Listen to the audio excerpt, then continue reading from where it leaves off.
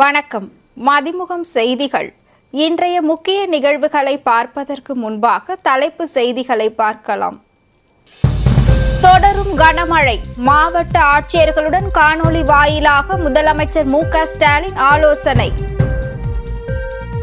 பிரதமர் மோடியை எக்ஸ் சமூக ஊடகத்தில் பின்தொடரும் 10 கோடி பேர். எலான் மஸ்க் வாழ்த்து. கன்வார் யாத்திரை தொடர்பான உத்தரவு அரசியல் அமைப்புக்கு எதிரானது. பிரியங்கா காந்தி விமர்சனம்.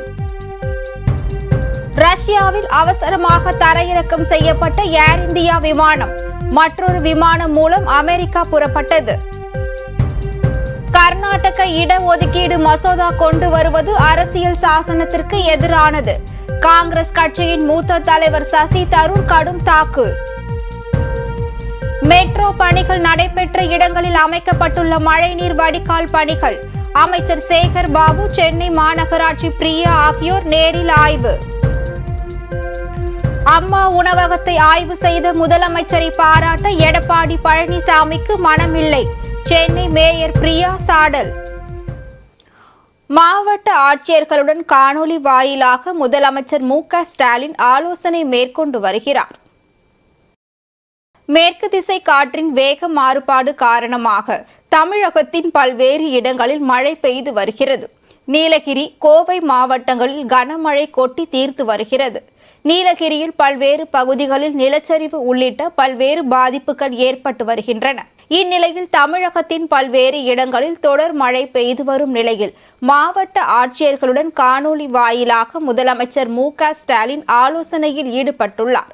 மீட்பு பணிகள், முன்னெச்சரிக்கை நடவடிக்கைகள் தொடர்பாக ஆலோசனை மேற்கொண்டு வருகிறார். எக்ஸ் சமூக ஊடகத்தில் அதிக அளவிலான ஃபாலோவர்ஸ்களை பெற்ற உலக தலைவர்களின் வரிசையில் முன்னணி நபராக பிரதமர் மோடி சமீபத்தில் இடம் பிடித்தார். அவருடைய இந்த புதிய சாதனைக்காக பலரும் பாராட்டுக்களை தெரிவித்து வருகின்றனர். இந்தியாவில் வேறு எந்த அரசியல்வாதியையும் விட அவர் அதிக எண்ணிக்கையிலான ஃபாலோவர்ஸ்களை கொண்டுள்ளார். அவர் எக்ஸ் சமூக ஊடகத்தில் 10 கோடி ஃபாலோவர்ஸ்கள் என்ற எண்ணிக்கையை கடந்திருக்கிறார். இதற்காக மக்களுக்கு தன்னுடைய வாழ்த்துக்களையும் அவர் தெரிவித்துக் கொண்டார். இந்நிலையில் எக்ஸ் சமூக ஊடகத்தின் உரிமையாளர் மற்றும் டெஸ்லா CEO-வான எலான் மஸ்க் அதிக ஃபாலோவர்ஸ்களை கொண்ட உலக தலைவரானதற்காக பிரதமர் மோடிக்கு தன்னுடைய வாழ்த்துக்களை தெரிவித்துக் கொண்டார். இந்த வரிசையில் நாடாளுமன்ற எதிர்க்கட்சி தலைவரான ராகுல் காந்திக்கு 2.64 கோடி ஃபாலோவர்ஸ்கள் உள்ளனர். டெல்லி முதல் மந்திரி கெஜ்ரிவால் 2.75 கோடி ஃபாலோவர்ஸ்கள், அகிலேஷ் யாதவ் 1.99 கோடி ஃபாலோவர்ஸ்கள் மற்றும் மம்தா பானர்ஜி 174 லட்சம் ஃபாலோவர்ஸ்கள் ஆகியோர் பிரதமர் மோடியை விட பின்தங்கியுள்ளனர் என்பது குறிப்பிடத்தக்கது. கன்வார் யாத்திரை தொடர்பான உத்தரவு அரசியல் அமைப்பிற்கு எதிரானது என பிரியங்கா காந்தி விமர்சித்துள்ளார். வட மாநிலங்களில் ஒவ்வொரு ஆண்டும் சிவ பக்தர்கள் கன்வார் யாத்திரை மேற்கொள்கின்றனர்.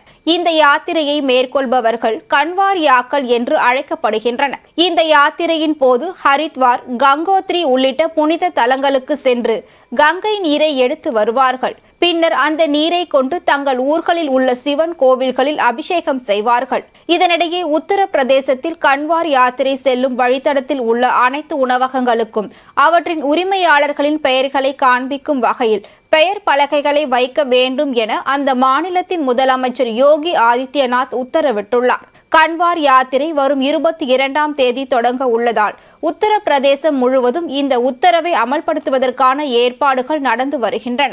இந்நிலையில் கன்வார் யாத்திரை தொடர்பான உத்தரவு அரசியல் அமைப்பிற்கு எதிரானது என காங்கிரஸ் பொதுச் செயலாளர் பிரியங்கா காந்தி தெரிவித்துள்ளார். இது தொடர்பாக எக்ஸ் தளத்தில் அவர் வெளியிட்டுள்ள பதிவில், சாதி, மதம், மொழி அல்லது வேறு எந்த அடிப்படையிலும் எந்த ஒரு குடிமகன் மீதும் பாகுபாடு காட்டப்பட மாட்டாது என்று நமது அரசியலமைப்பு சட்டம் உறுதியளிக்கிறது என்றார்.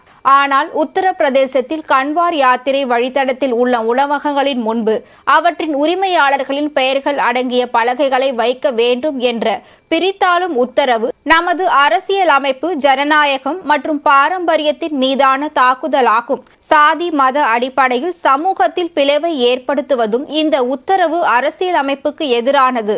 இந்த உத்தரவை உடனடியாக வாபஸ் பெறுவதோடு உத்தரவு பிறப்பித்த அதிகாரிகள் மீது கடும் நடவடிக்கை எடுக்கப்பட வேண்டும் என்று பிரியங்கா காந்தி தெரிவித்துள்ளார். ரஷ்யாவில் அவசரமாக தரையிறக்கம் செய்யப்பட்ட ஏர் இந்தியா விமானம் அமெரிக்கா புறப்பட்டது. ரஷ்யாவில் அவசர தரையிறக்கம் செய்யப்பட்ட ஏர் இந்தியா விமான பயணிகளுக்கு தேவையான மருத்துவ வசதி, தரைவழி போக்குவரத்து வசதி உள்ளிட்டவையும் வழங்கப்பட்டது. டெல்லியில் இருந்து சான் பிரான்சிஸ்கோ நகரை நோக்கி ஏர் இந்தியா விமானம் ஒன்று புறப்பட்டு சென்றபோது திடீரென வழியில் தொழில்நுட்ப கோளாறு ஏற்பட்டது. அதனைத் தொடர்ந்து ரஷ்யாவின் கிராஸ்னோயார்ஸ்க் விமான நிலையத்திற்கு விமானம் திருப்பி அனுப்பப்பட்டது. இந்த நிலையில் ரஷ்யாவில் அவசர தரையிறக்கம் செய்யப்பட்ட ஏர் இந்தியா விமானத்தில் இருந்த பயணிகள் அனைவரும் வேறொரு விமானத்தில் சான் பிரான்சிஸ்கோ நகருக்கு அனுப்பி வைக்கப்பட்டுள்ளனர். ரஷ்யாவின் கிராஸ்னோயார்ஸ்க் விமான நிலையத்தில் AI-183 என்ற விமானத்தில் இருந்த பயணிகள் அனைவரையும் AI-1179 எண் கொண்ட மற்றொரு விமானத்தில் ஏற்றி பின்னர் அவர்கள் சான் பிரான்சிஸ்கோவிற்கு கொண்டு செல்லப்பட்டனர். அதன்படி அந்நாட்டு நேரப்படி நள்ளிரவு 12 மணி அளவில் அந்த விமானம் புறப்பட்டு சென்றது. அதேபோன்று அனைத்து விமான பயணிகளுக்கும் தேவையான அத்தியாவசிய பொருட்கள் மற்றும் போதிய உணவு ஆகியவையும் எங்களுடைய குழுவினரால் எடுத்து செல்லப்பட்டுள்ளன என்று ஏர் இந்தியா நிறுவனமும் தெரிவித்துள்ளது. பாமக தலைவர் அன்புமணி ராமதாஸ் மீது போலீசார் 3 பிரிவுகளின் கீழ் வழக்கு பதிவு செய்துள்ளனர். சென்னை எழும்பூர் ராஜரத்தினம் மைதானம் அருகே தமிழக அரசின் மின்கட்டண உயர்வை கண்டித்து பாமக சார்பில் கண்டன ஆர்ப்பாட்டம் நேற்று நடைபெற்றது. இந்த ஆர்ப்பாட்டத்திற்கு பாமக தலைவர் அன்புமணி ராமதாஸ் தலைமை தாங்கினார். மேலும் கௌரவ தலைவர் GK மணி, MLA உட்பட பலர் பங்கேற்றனர். இந்த ஆர்ப்பாட்டத்தில் மின்கட்டண உயர்வை திரும்ப பெற வலியுறுத்தி கோஷங்கள் எழுப்பப்பட்டது. இந்நிலையில் பாமக தலைவர் அன்புமணி ராமதாஸ் உள்ளிட்டோர் போராட்டத்தில் கலந்து கொண்டோர் மீது எழும்பூர் போலீசார் 3 பிரிவுகளின் கீழ் வழக்கு பதிவு செய்துள்ளனர். நேற்று நடைபெற்ற போராட்டத்தில் ஈடுபட்ட பாமகவினர் பலரும் மின்விசிறி தொலைக்காட்சியை உடைத்ததாக கூறப்படுகிறது. மசோதாவை நிறுத்தி வைத்த சித்தராமையா தலைமையிலான அரசின் முடிவு மகிழ்ச்சி அளிக்கிறது என்று சசி தரூர் கூறியுள்ளார். கர்நாடக மாநிலத்தில் தனியார் நிறுவனங்களில் கன்னடர்களுக்கே வேலை கொடுக்கும் மசோதா கொண்டு வர மாநில அரசு முடிவு செய்தது. எனினும் இதற்கு கடும் எதிர்ப்புகள் கிளம்பியதால் இந்த முடிவை கர்நாடக அரசு நிறுத்தி வைத்துள்ளது. இந்நிலையில் இது தொடர்பாக பேசிய திருவனந்தபுரம் எம்பியும் காங்கிரஸ் கட்சியின் மூத்த தலைவருமான சசி தரூர், ஒவ்வொரு மாநிலமும் இது போன்ற சட்டத்தை கொண்டு வந்தால் என்னவாகும்? இது அரசியல் அமைப்புக்கு விரோதமானது. அரசியல் அமைப்பின்படி ஒவ்வொரு குடிமகனுக்கும் இந்தியாவின் எந்த பகுதியிலும் சுதந்திரமாக வாழவும், வேலை செய்யவும், பயணம் செய்யவும் உரிமை உண்டு. எனினும் மசோதாவை நிறுத்தி வைத்த சித்தராமையா தலைமையிலான அரசின் முடிவு மகிழ்ச்சி அளிக்கிறது என்று சசி தரூர் கூறியுள்ளார். மெட்ரோ பணிகள் நடைபெற்று வரும் இடங்களில் அமைக்கப்பட்டுள்ள மழைநீர் வடிகால் கால்வாய்களில் கூடுதல் கவனம் செலுத்தப்பட்டு வருவதாக அமைச்சர் சேகர் பாபு தெரிவித்துள்ளார். பருவமழை முன்னெச்சரிக்கை நடவடிக்கையாக மழைநீர் வடிகால் பணிகளை துரிதப்படுத்தும் வகையில் அமைச்சர் சேகர் பாபு, மேயர் பிரியா ராஜன் இருவரும் பெரம்பூர் ஓட்டேரி சந்திப்பு ஆகிய இடங்களில் ஆய்வு மேற்கொண்டனர். அதன் பின்னர் செய்தியாளர்களை சந்தித்த அமைச்சர் சேகர் பாபு, 2022ஆம் ஆண்டு தமிழ்நாடு உயிரிடர் காலங்களிலும் பருவமழையின் போதும் ஏற்படுகிற இயற்கை சீற்றத்தை சமாளிப்பதற்கு முன்கூட்டிய திட்டமிடல் என்ற கடந்த 3 ஆண்டுகளில் தொடர்ந்து எடுத்து வருகிற நடவடிக்கை காரணமாக ஆண்டாண்டிற்கு தண்ணீர் தேக்கம் என்பது பருவமழை காலங்களில் குறைந்து வருகிறது. அந்த வகையில் இன்றைக்கு மெட்ரோ ரயில் பணிகள் பல இடங்களில் நடைபெற்று வருகிறது. இந்நிலையில் புதிய ரயில் பாதை அமைக்கின்ற பணி எங்கெல்லாம் நடைபெற்று வருகிறதோ அங்கெல்லாம் கூடுதல் கவனம் செலுத்தி கால்வாய்கள் அந்த பகுதியில் வருகிறது என்றால் இதற்கு மாற்று ஏற்பாடாக அந்த பணிகளை குறுகிய காலத்திற்குள் முடிக்க வேண்டும் என்று தமிழக முதலமைச்சர் உத்தரவின் அடிப்படையில் இன்று அதிகாரிகளுடனும் மேயருடனும் ஒருங்கிணைந்து ஆய்வினை மேற்கொண்டு இருக்கிறோம். குறிப்பாக ஓட்டேரி கால்வாய் அமைந்திருக்கின்ற அந்த பகுதியில் மெட்ரோ ரயில் பணிகளால் ஒரு குறிப்பிட்ட 250 மீட்டருக்கு பழைய கால்வாயை நீக்க வேண்டிய சூழல் உள்ளதால் அதற்கு மாற்று ஏற்பாடாக 2 மீட்டர் விட்டம் கொண்ட கான்கிரீட் கற்களால் ஆன ஒரு பழுப்பையும் தொடர்ந்து அதை இணைக்கின்ற ஒரு மழைநீர் கால்வாயில் ஏற்படுத்தி கொடுத்திருக்கிறார்கள். அதை பார்வையிடுகிறோம் என்று கூறினார். மெட்ரோ ரயில் பணிகள் எடுக்கப்படுகின்ற இடங்களில் புதிய அந்த ரயில் பாதை அமைக்கின்ற பணி அல்லது ரயில் நிலையம் அமைக்கின்ற பணிகள் எங்கெல்லாம் வருகின்றதோ அங்கெல்லாம் கூடுதல் கவனம் செலுத்தி கால்வாய்கள் அந்த பகுதியில் வருகிறது என்றால் அதற்கு மாற்று ஏற்பாடாக அந்த பணிகளை குறுகிய காலத்துக்குள் முடிக்க வேண்டும் என்று மாண்புமிகு தமிழக முதல்வர் உத்தரவிட்டதன் பேரில் இன்றைக்கு அந்த துறையை நிர்வகிக்கின்ற அன்பிற்கினிய சித்திக் ஐஏஎஸ் அவர்களும் துறையினுடைய சென்னை பெருநகரத்தினுடைய மேயர் பிரியாராஜன் அவர்களும் மற்றும் மாநகராட்சி மாமன்ற உறுப்பினர்கள் அனைவரும் ஒருங்கிணைந்து நம்முடைய சென்ட்ரல் ஆர்டிசி பிரவீன் அவர்களும் இந்த ஆய்வினை மேற்கொண்டிருக்கின்றார்கள்.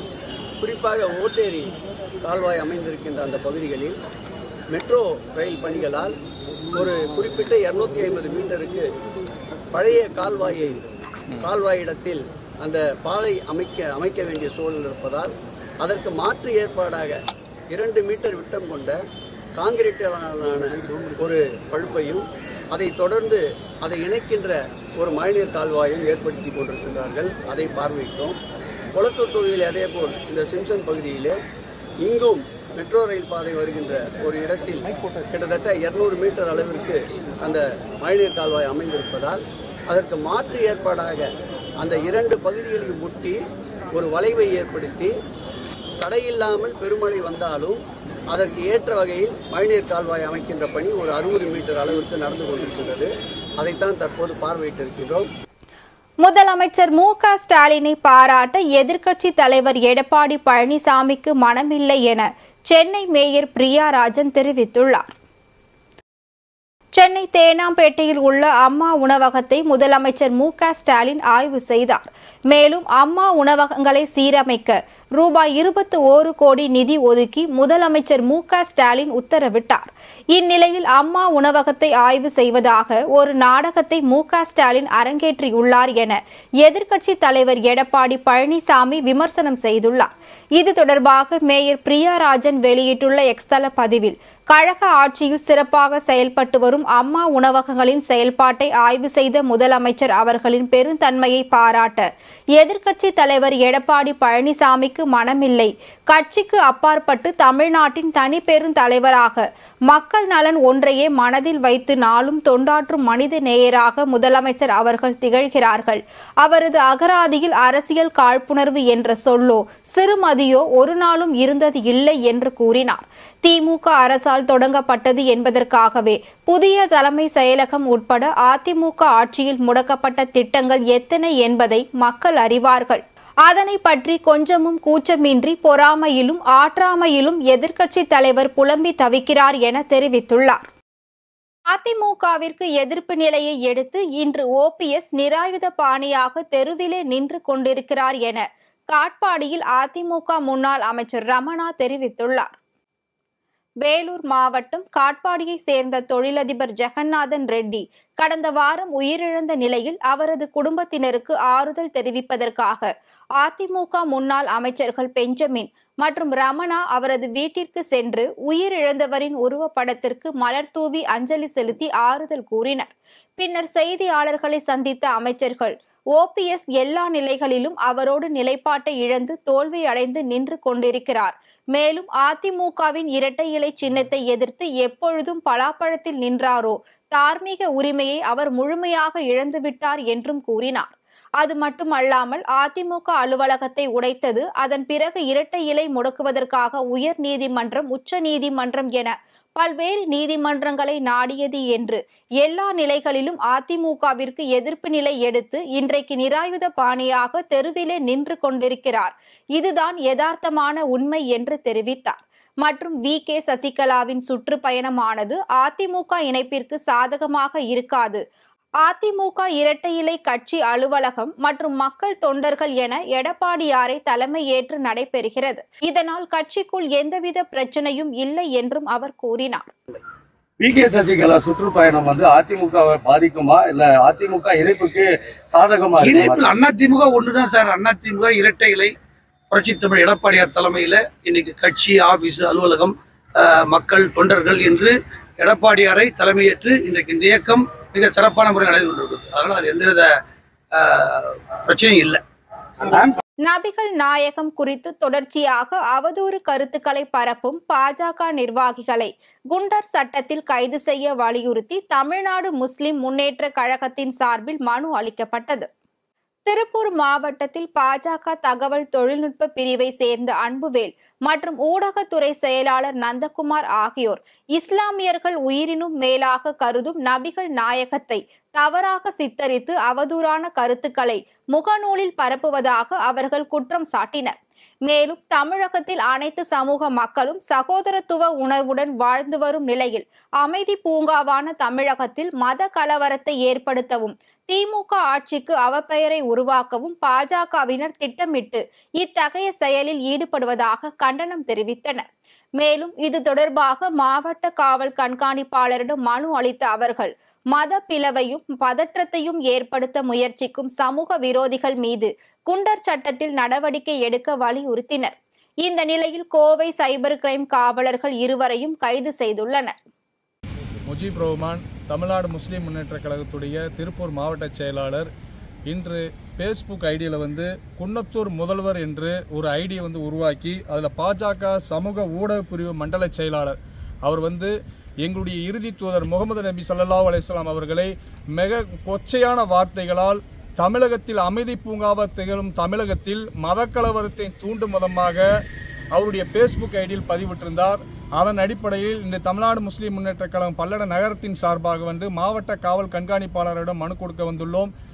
அதே போல இப்பொழுது கோவை மாவட்டம் பக்கத்தால் இருக்கிற புளியம்பட்டியில் காவல்துறை கைது செஞ்சிருக்காங்க. ஒரு 10 நிமிடத்துக்கு முன்னாடி நாம் சொல்வது ஒன்று தமிழக அரசாங்கத்துக்கு இது மாதிரி மதக்கலவரத்தை தமிழகத்தை தூண்டும் பாஜக இந்த ஊடக பிரிவு செயலாளர் அவர்களை அதிகபட்ச தண்டனை வழங்க வேண்டும் என நாங்கள் கோரிக்கை விடுகிறோம்.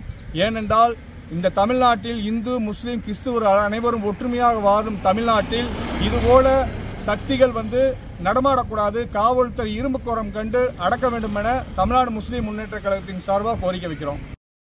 நேற்று ஆடி முதல் வெள்ளிக்கிழமையை முன்னிட்டு பல்வேறு கோவில்களில் சிறப்பு அபிஷேகம் அலங்காரங்கள் நடைபெற்றதில் திரளான பக்தர்கள் கலந்து கொண்டனர். திருவண்ணாமலை அண்ணாமலையார் கோவில் ஆயிரங்கால் மண்டபம் அருகே பெரிய நந்திக்கு ஆடி மாத முதல் வெள்ளி மற்றும் வளர்பிறை பிரதோஷ பூஜையானது வெகு விமர்சையாக நடைபெற்றது. இதில் பெரிய நந்திக்கு பல்வேறு சிறப்பு அபிஷேகம் நடைபெற்றதை தொடர்ந்து வண்ண மலர்களால் மாலை அணிவித்து சிறப்பு அலங்காரம் செய்யப்பட்டு பஞ்சமுக தீபாராதனையும் நடைபெற்றது. இதில் திரளான பக்தர்கள் கலந்து கொண்டு சுவாமி தரிசனம் செய்தனர்.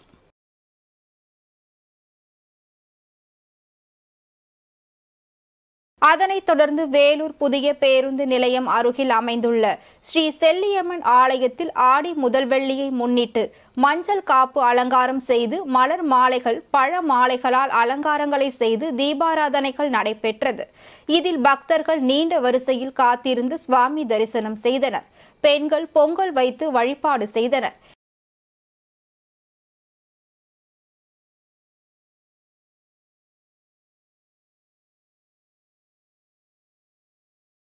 அதனைத் தொடர்ந்து ராணிப்பேட்டை மாவட்டம் வாலாஜாவில் அருள்மிகு ஸ்ரீ காசி விசாலாட்சி சமேத காசி விஸ்வநாதர் திருக்கோவிலில் ஆடி மாதம் முதல் வெள்ளிக்கிழமையை முன்னிட்டு வளர்பிறை பிரதோஷ விழா வெகு விமர்சையாக நடைபெற்றது.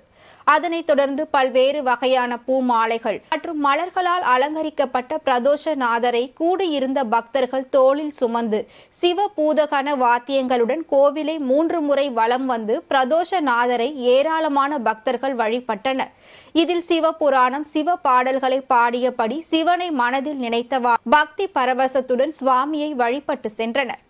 அதனைத் தொடர்ந்து மதுரை மீனாட்சி அம்மன் கோவிலுக்கு உட்பட்ட தெப்பம் எதிரில் அமையப்பெற்ற அருள்மிகு வண்டியூர் மாரியம்மன் திருக்கோவிலில் ஆயிரக்கணக்கான பக்தர்கள் அம்மனை வழிபாடு செய்தனர். மேலும் நாக தேவதை மற்றும் அரசமர விநாயகர் ஆகியோரை வழிபட்ட பக்தர்கள் மாவிளக்கு படைத்தும் பக்தர்களுக்கு கூழ் வழங்கியும் பெண்கள் சிறப்பு பூஜை செய்து அம்மனை வழிபட்டனர். அந்த வகையில் கோவில்களில் பக்தர்கள் கூட்டம் அதிகமாக இருந்த நிலையில் காவல்துறை பாதுகாப்பும் பலப்படுத்தப்பட்டு இருந்தது.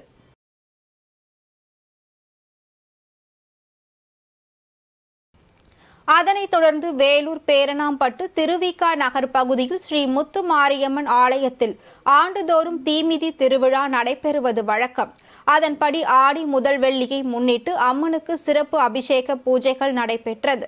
பின்னர் அம்மன் ஆலயத்தில் இருந்து பூங்கரகம் மற்றும் அம்மன் சிலைகள் பம்பை மற்றும் செண்டை மேளதாளத்துடன் ஊர்வலமாக சென்று செல்வ விநாயகர் ஆலயம் அருகில் தீமிதி திருவிழா நடைபெற்றது. இதில் ஏராளமான பக்தர்கள் கலந்து கொண்டு தீமிதித்து தங்களது நேர்த்தி கடனை செலுத்தினர். பின்னர் அன்னதானமும் வழங்கப்பட்டது.